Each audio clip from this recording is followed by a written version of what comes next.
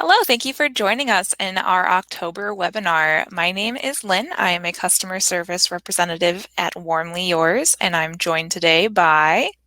I'm Scott from WarmlyYours. So today we're going to be talking about how to find and repair a break in electric floor heating. It's become a very common question. If there is any kind of issue during your installation, how do you fix it? So we want to make sure that we get that answered for you guys today.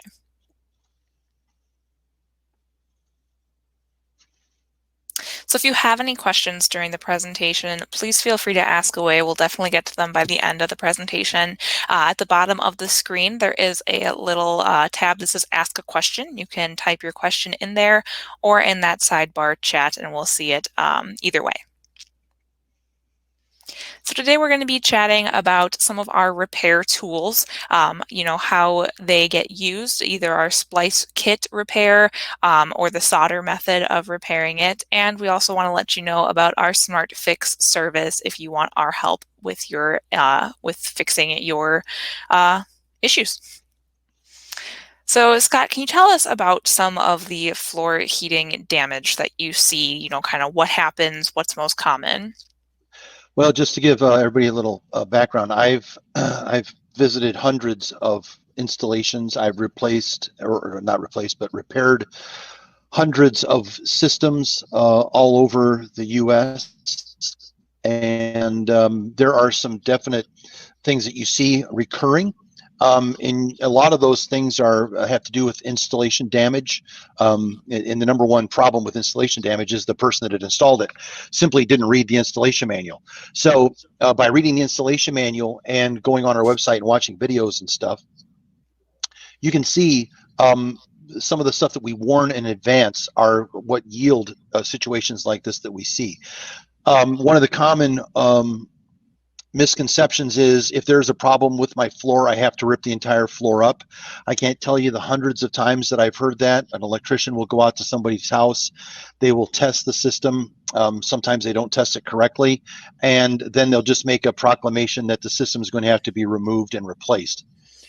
I can tell you in hundreds and hundreds of floors, I've seen maybe one that had to be replaced, and that was simply because the grout lines were cut every single spot where they cleaned the grout lines out. There were, it would have resulted in dozens of repairs. So there's a difference between damage and installation error. And what's so good about this, the slide that we have here now, is it shows you two different situations. One's where it was damaged during the installation, and one where it just wasn't installed correctly, period. So one of the signs of damages you can often get is a GFI message on the thermostat, flashing red light. And what we need to do is we need to go a little more in depth on how these repairs are done. And I'm guessing we may have some of our competitors watching today that may be wanting to learn how to repair their product, because we've gone out and actually gone out and repaired multiple systems that were not sold by us, but we fixed them. So we have a lot of experience when it comes to this, and we do some cutting edge troubleshooting. We have troubleshooting kits, which we have some description of a little bit later in the presentation. But one of these things, whenever it comes down to my floor isn't working or I have a GFI problem, it simply comes down to using a simple digital ohm meter, which is a voltmeter, which you can get at any big box store for under $20, and you buy the cheapest one you can, and it still usually does a pretty good job at testing the floor. A common example of what happened is nicking the wire with a sharp trowel as you're putting the thin set down. You hit it and it goes bang, and you cut a hole right into it. That's very, very common mistake that's made. I can tell you that I've cleared my trowel by hitting it on the floor, and fortunately I did that, and I hit the spot between the two wires. So if someone says I never make mistakes like that, people do make mistakes like that. So you have to watch out for simple things like that.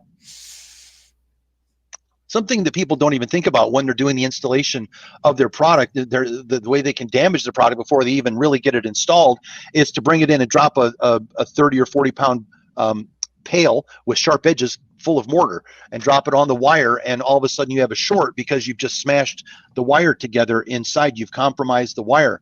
Also, people that are doing installations are kneeling down. They've got steel toe boots, and then they kick their foot to try to get up, and that steel toe boot goes right into the wire, and it makes a short in that wire.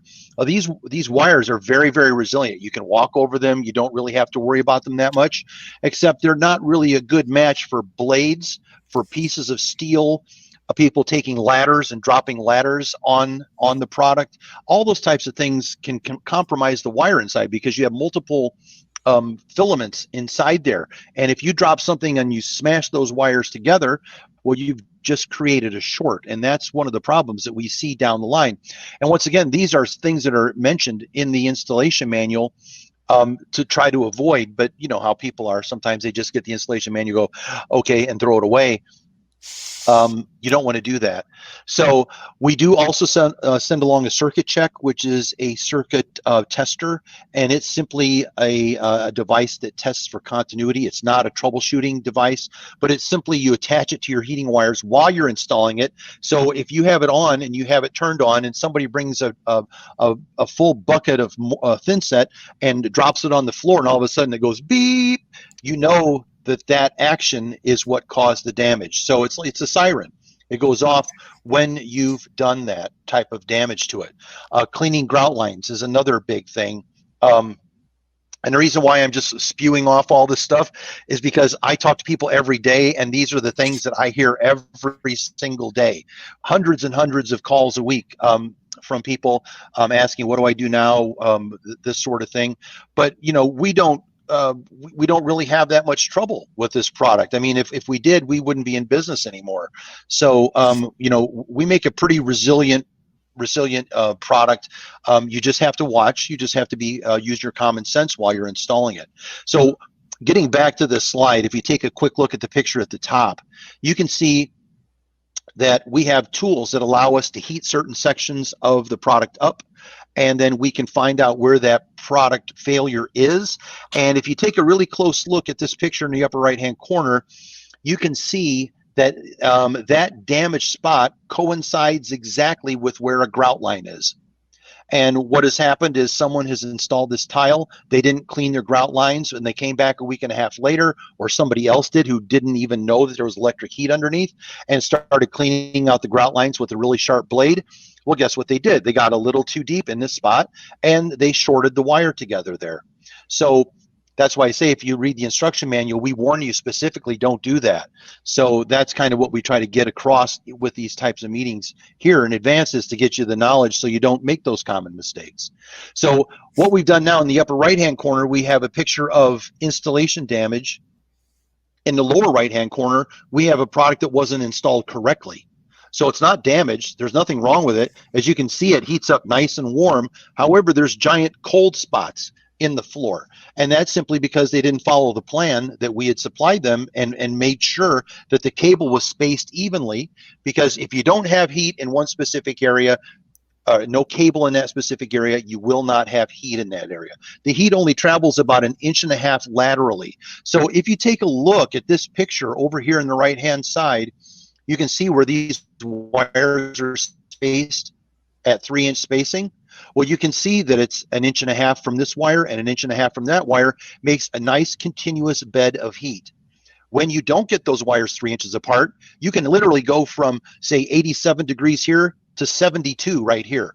I mean, it can be jarringly cold in that spot where you step on it if you're used to having the whole bathroom is heated except for that one area over there by the sink or whatever. So this is a difference between installation damage and the product just not being installed correctly. I've gone out, these are pictures that I've taken of both of these, and that's what you're going to see if you do this job long enough. So enough of my blathering along about this particular slide, but I just think this is a great slide that discusses what can happen and what are the differences between damage and incorrect installation. Absolutely. So this is our troubleshooting kit and kind of the components of it. Can you tell us a little bit more about each of these and what they do, what they're there for? Yes, we offer these tools for rent, and we do keep a deposit because these tools are extremely expensive, and these tools are to be used only by a licensed electrician because the high pot tester, what it is a insulation tester, and it shoots lots and lots of voltage, anywhere from 100 to 1500 volts down a line, and that should be done by an electrician. And what it does is it's an insulation tester. So if you have leakage, if you have a GFI means that your thermostat sees leakage from the circuit to ground.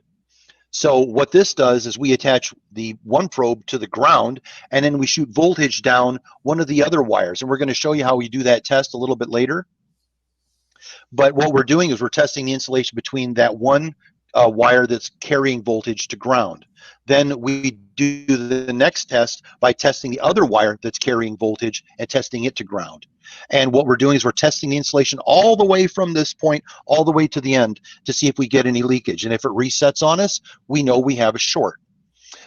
If we do have a short in the system where, let's say, the cable or the mat is supposed to be 100 ohms, and we get our digital multimeter, which is right there in the middle of the slide, and we test it, and instead of getting 100 ohms, we're getting 50 ohms, and we're getting 50 ohms from one of the current wires to the ground, we know we have a circuit in the wrong place. It's called a short circuit. The circuit's supposed to be 100 ohms long, and it's really only 50 ohms long, and it's, instead of being across the current carrying wires, it's from the current carrying wire to ground.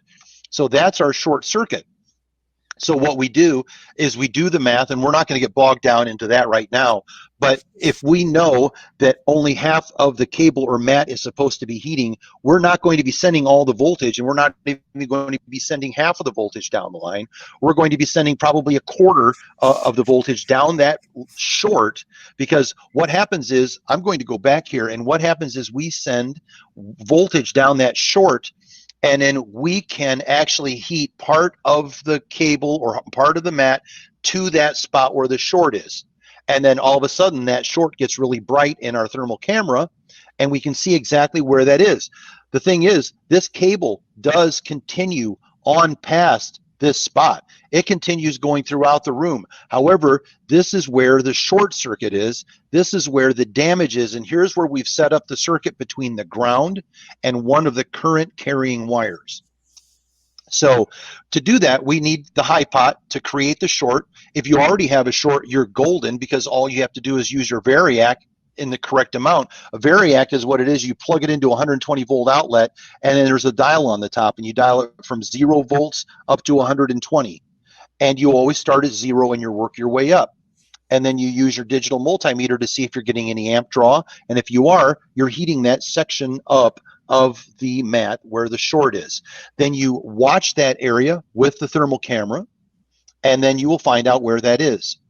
Now, the multimeter, this multimeter also has an amp clamp on it, which is something you definitely want, because you want to see when you're turning that variac knob and you're trying to heat up that section of the mat, you want to see what the amp draw is and make sure that the amp draws are going up. And that's telling you that the circuit is getting fed power, and that circuit is using power. And that way you know that eventually, using the thermal camera, you will see that area and exactly where the short is. Now, if you're having trouble getting started, what you can do is you can use this thing here in the lower left, and it's called the cable fault finder. It's a time domain reflectometer, and what it does is it will tell you how many feet of cable you have, and then how many feet down the cable the problem is. So if you're saying, well, I can't find where this spot is, and you put this on it and it says it's 12 feet down the line, well, you know now that I'm going to look around 12 feet from the thermostat. I'm not going to be looking at the other end of the room. My problem is within 12 feet. So figure 5 feet going down from the thermostat to the floor. Then that leaves you like 7 feet perimeter where you're going to be looking for this fault.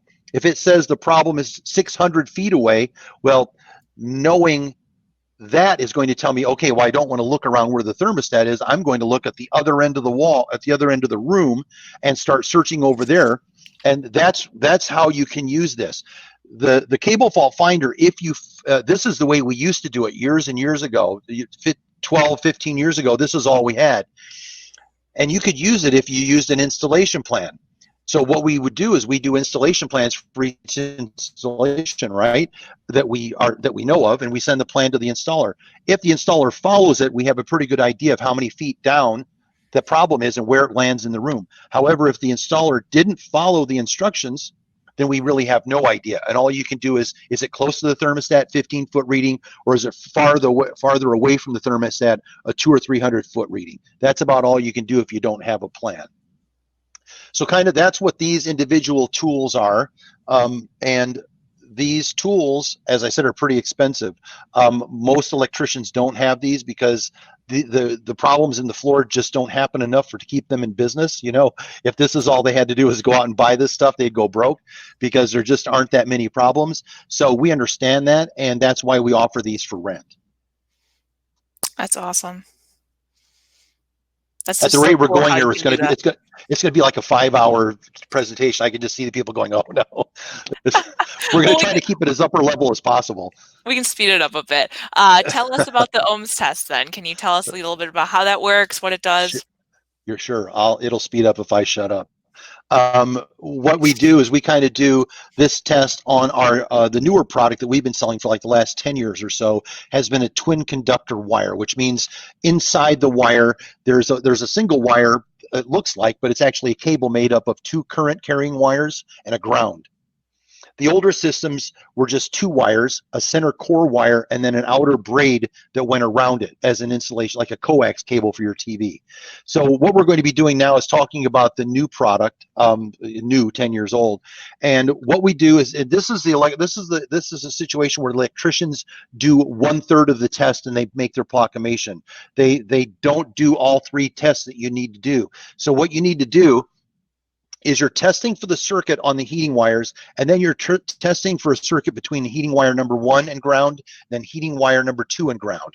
So one thing that if you've ever watched any of our presentations, you know red stands for 240 and yellow stands for 120. So this cable here won't necessarily be red and yellow, it'll be red or yellow. So if it's red, it's a 240 volt system. If it's 120 volt, it's going to be yellow and black. And I can tell you right now, I've gone out and repaired a bunch of floors simply because someone sent 240 volts to a 120 volt system, and it just blew the splices apart. So my job was to find where those splices were and to repair them. But what we do here, there's 3 tests. Test from red to black. That's going to be an ohm reading that you want to see, 12, 24, 38, 170, whatever that particular number is. It should match the number on your data label that's on the product. The next thing is we test from black to ground. That should be 0 ohms. We don't want any connection between ground and this one.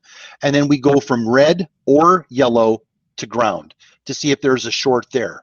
If you do your first test and you see a short between black and ground, that tells us eventually we're going to be using our variac and we're going to be setting up a circuit between black and ground, and we're going to dial it up until we can see some heat.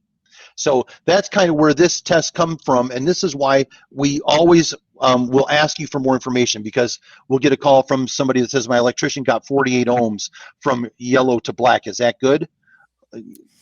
33% good. You've got 66% more of the test to do, right? So we want to make sure we have a circuit between yellow to black or red to black, and no circuit between yellow to ground or black to ground. Simple enough. Yeah, the thing is, sometimes when you apply 240 or 220 to a 120 mat, you'll actually blow the circuit apart, and you'll have an open circuit.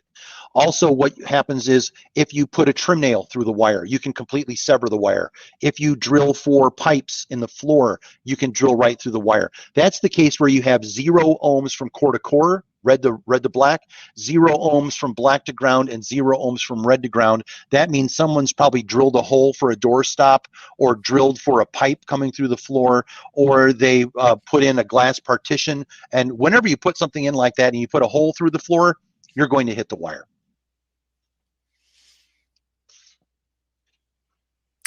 So moving on to another aspect of the kit, what is the Shortstop? I know you talked about it a little bit. Can you tell us some more information on it and how it works? Yes, the Shortstop, you have to set the VOP, and what it does, it actually measures It measures what the resistance is between those 3 wires. If those 3 wires ever change dimension somewhere down the line, if they go from really close and for some reason they go like this or they open, that will tell you at that exact spot where that damage is.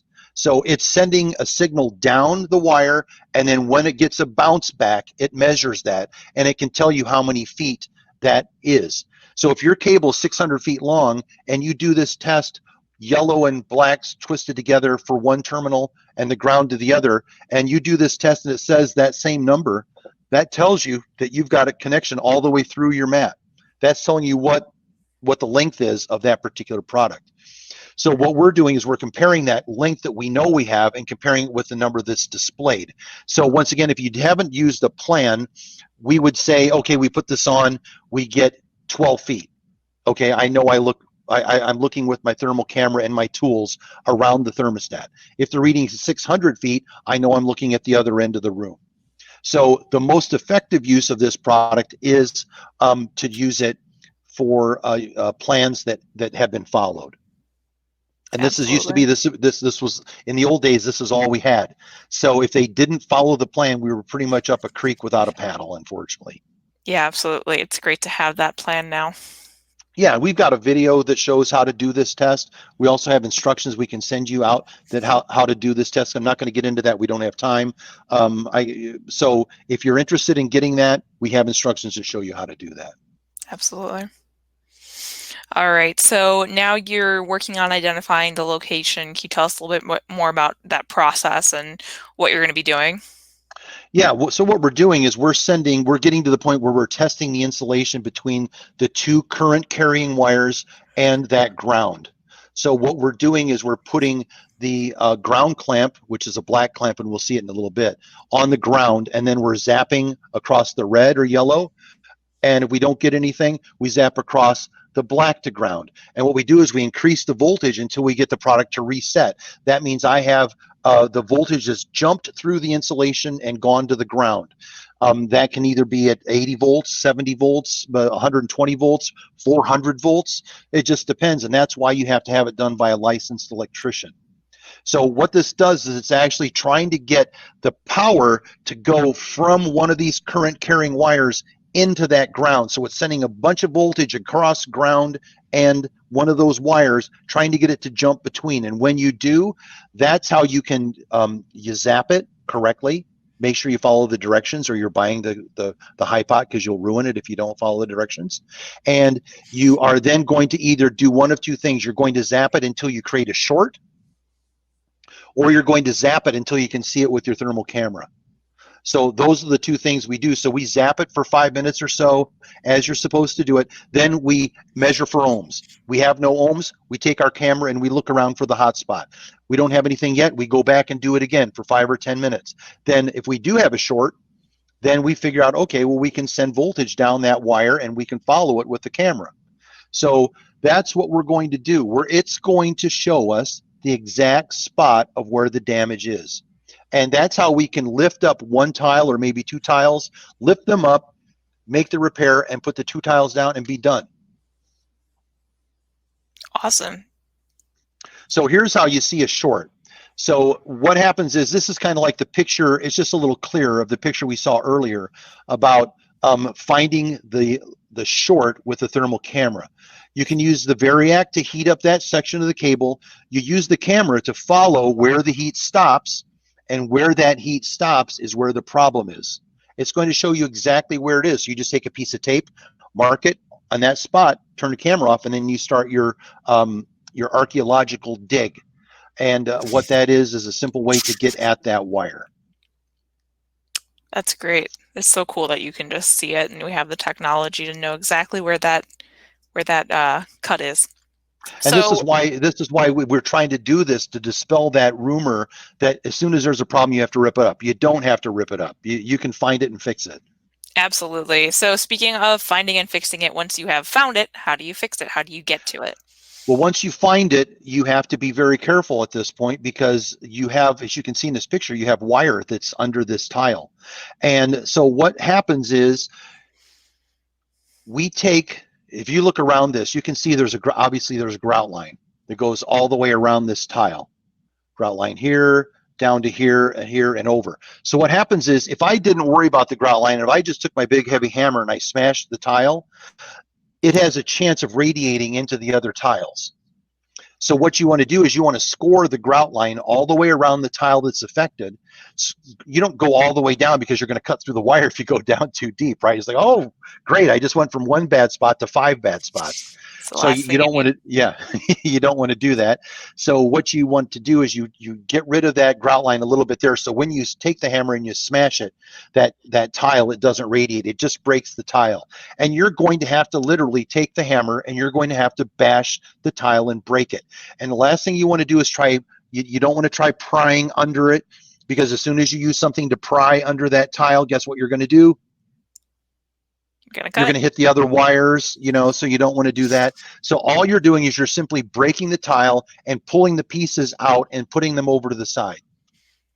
Awesome. Now, when you're doing that, you get rid of that. And then at this point, you can, if you made your marks, you can then use your thermal camera. And if the wire is still hot from your test, you can actually mark the cement or mark the thin set where the cable is, because you'll see it with your camera. So what I do a lot of times is I'll go turn the system back on, I'll heat it up to where this bad spot is, and that way I will take my magic marker, and once I have the tile broken and taken out and I just see a bunch of thin set there, I'll then take my camera and a marker and I'll mark where the cable is.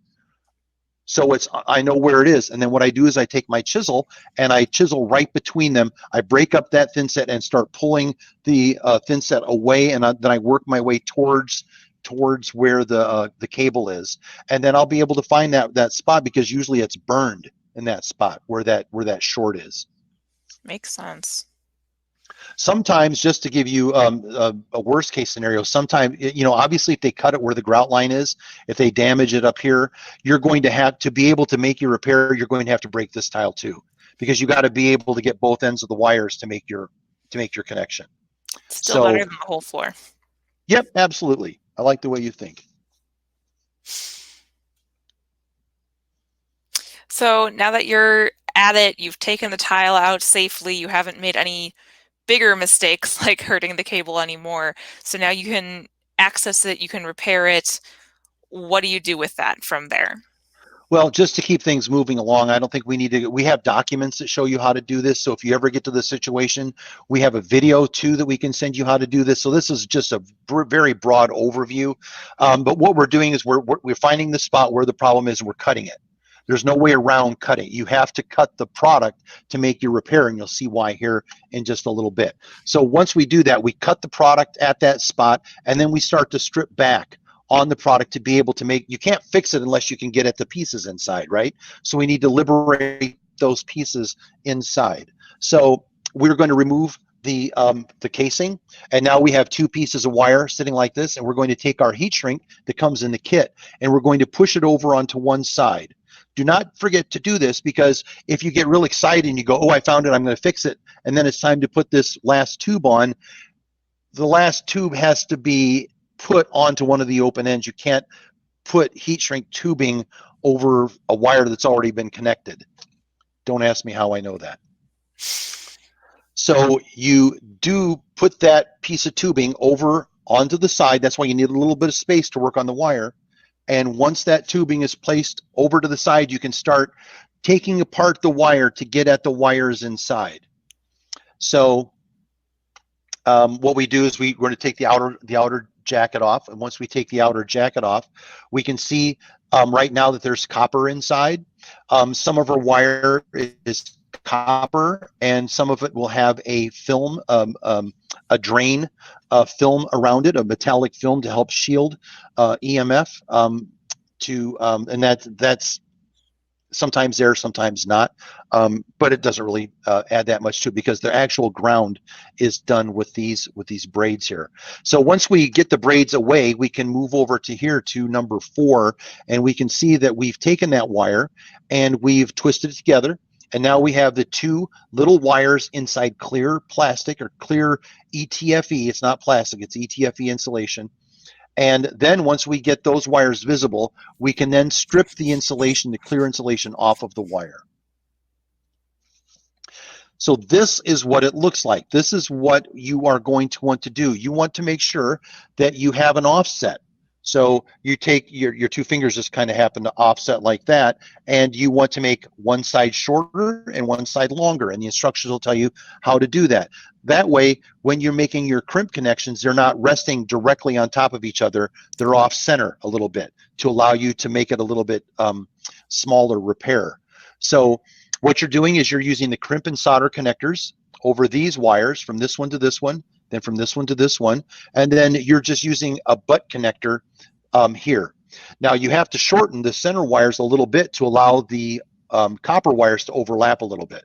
So that's included in the instructions also. So once you do that, you can then start putting these little units on, and these little units they're great because they're heat shrink, which means they are going to shrink to the size of the wire, but they're also adhesive lined inside, which means they're going to glue themselves to the wire itself, and that's going to keep the copper, not the copper, but the solder that's included right here. This little nub is a little bit of copper. Why am I saying copper instead of solder? I don't know, but this is solder. And what we're doing first is we're pushing this onto the wire. We're crimping it on with a crimper. We are then crimping the other side on like this, and then we're heating it up. And that's going to make a very, very good connection. And then we go to the other side. We do the exact same thing. And you can see now we have our offset here, right? The butts aren't lining up right next to each other. They're offset. And we're crimping this one on, crimping that one on. So we get something like that, and then we're heating it. And what I want you to do is I want you to take a look here. And you can see in this picture, you still see how the solder is kind of like still like a solid lump here.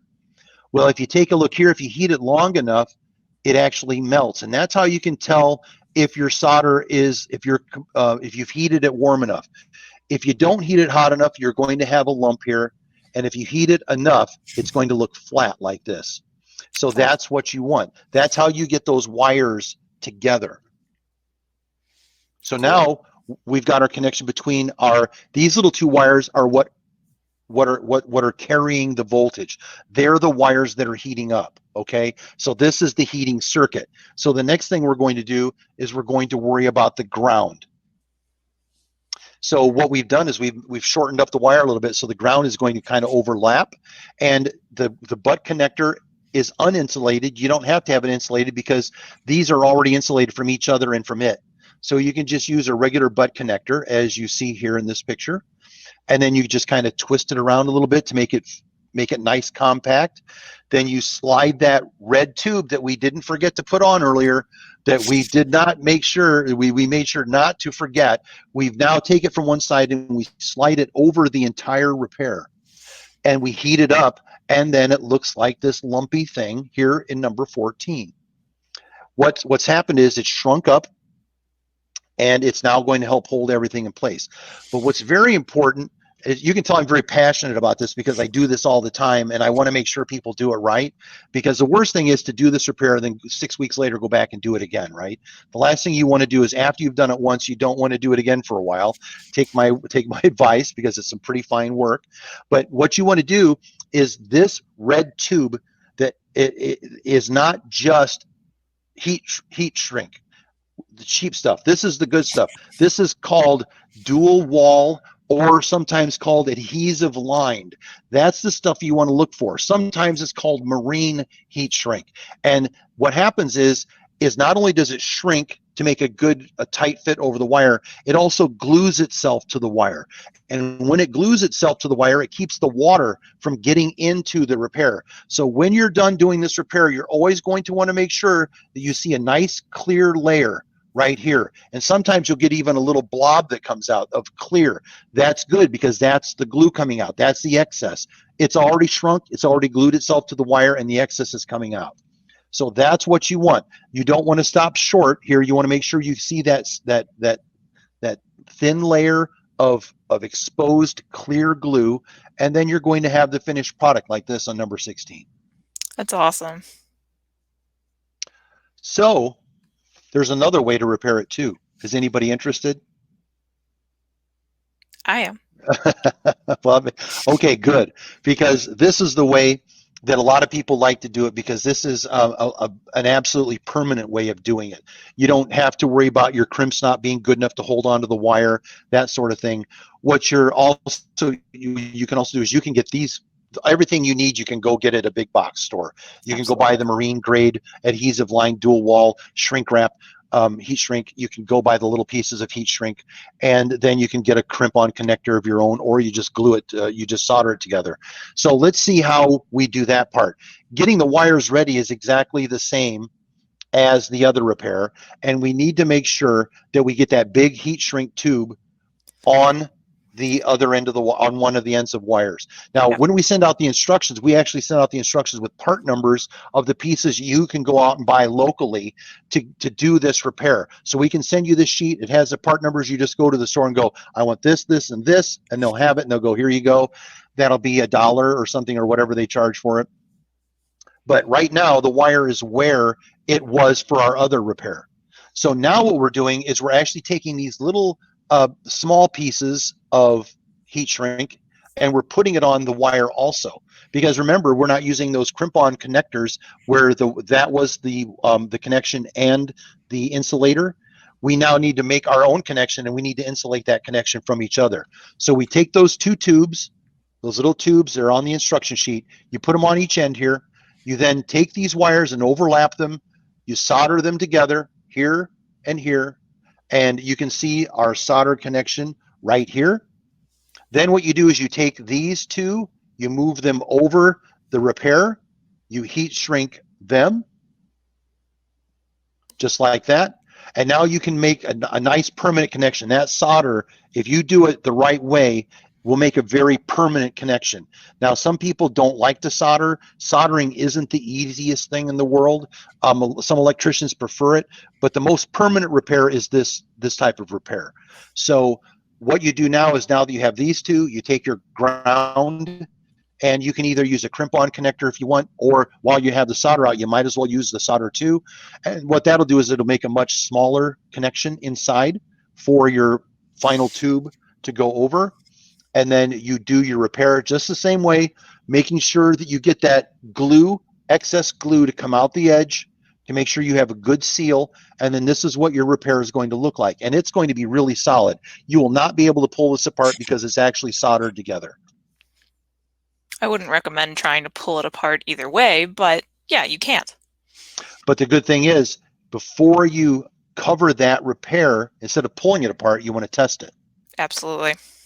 The last thing you want to do is to make this repair, cover it all up, and then do your test and find out, oops, I have a ground strand that's still touching one of those wires inside. I didn't get the ground tied back far enough. You want to do this before you cover anything up. So what you do is you do your test just like we showed in that I'm going to yeah, anyway, we have that earlier. You can rewind and watch this again, and you can see exactly where you're testing from red to black or yellow to black, and then black to ground, and red to ground or yellow to ground. You want to make sure those readings are good, and once they are, you can consider that repair done. So that's how you finish up your repair, by testing it to make sure it's good. Awesome. So our SmartFix service is something that we're actually very excited about. We just launched it pretty recently. So this is actually a troubleshooting service for, we say, about 100-mile round trip from the Chicagoland area. So if you are interested, if you have any problems ever come up and you are interested in having one of our radiant heating experts actually come out to your project and do the repair on site for you, someone like Scott is available to come out and actually use that experience and use all their years in the field of doing this to show you exactly, or actually do it for you exactly, everything that we showed you in this presentation. But if you're outside this area and you're still interested in that, we do also offer a service that we call Smart Guide. This is a remote support that actually works via Zoom, and we can remotely be on your job site doing a video call with you, walking you through the process of this installation, or of this fix, of this troubleshooting, to make sure that you're going to have exactly everything figured out easily. You're not going to have any questions. It's not ambiguous. It's going to be fixed right the first time. Perfect. So now's a perfect time to ask any questions. We do have a question from somebody who was kind enough to send us a question in advance, and that is, how do I fix a system that was wired in series to one thermostat? Which means, ideally, if you have two mats or two cables in the floor, what you do is you don't hook them to each other. So you don't run one cable out onto the floor, then take your second cable, cut the end off of the first one, wire the start to the second one to the end of the first one. That's wiring in series. You do not want to do that. Your floor will never heat. So what you have to do is you have to make sure that you have to separate them. You have to separate roll number one from roll number two. You need to find out where that spot is with your thermal camera. Find that spot, pull up the spot, cut it, and then you have to seal that connection from mat number one. You have to make it complete. Then you have to attach a cable from the beginning of mat two and run it back to the thermostat, because both mats have to run back to the thermostat and wire in parallel, which means if you have a 120 volt system, you take two of the yellows, you twist them together. You then take the two blacks, twist them together, and then you attach one of them to the thermostat, one pair to the thermostat, then the other pair to the thermostat. So yellows go onto one terminal, blacks go onto the other terminal, and then the grounds get grounded to the ground that's in the ground box. So he's kind of mixing things here. I don't know if exactly what he's done, but in the old days, we used to have people with two products. They would cut the end off the first one, wire the end of the second one to that. You never ever cut the wire. Whenever you're doing installation, if you find yourself out in the middle of the floor cutting a wire, you're doing the wrong thing. So what you need to do is you need to make sure, if you have two heaters, you tie the yellows or the reds together, tie the blacks together, and then wire them together to the back of the thermostat. So he says that one of them is tripping. Doesn't say exactly what it's tripping, if it's tripping GFI or tripping the circuit breaker. But if one of them works and one of them doesn't, then you obviously have a problem in the one that's tripping. So the first thing you do is you hook up number one to the thermostat and just let it run, and you can do that and not have to do anything. If you want to find out what's going on with number two, is you then get the lead to number two and you do your Ohms tests, just like we showed. So we know number one is fine, it's working fine. We just need to concentrate on number two, and we're going to test from red to black, we're going to test from red to ground and black to ground, and we're going to see what those ohms are. And if we do have ohms going to ground, then this troubleshooting kit is exactly what you need, because you will then create a circuit between the ground and one of the heating wires. That short, you're going to create a circuit there. You're going to send the correct amount of voltage to that, and you're going to find out where that spot stops in the floor, and where that spot stops in the floor is where the short is. And you're going to do your repair just like we showed.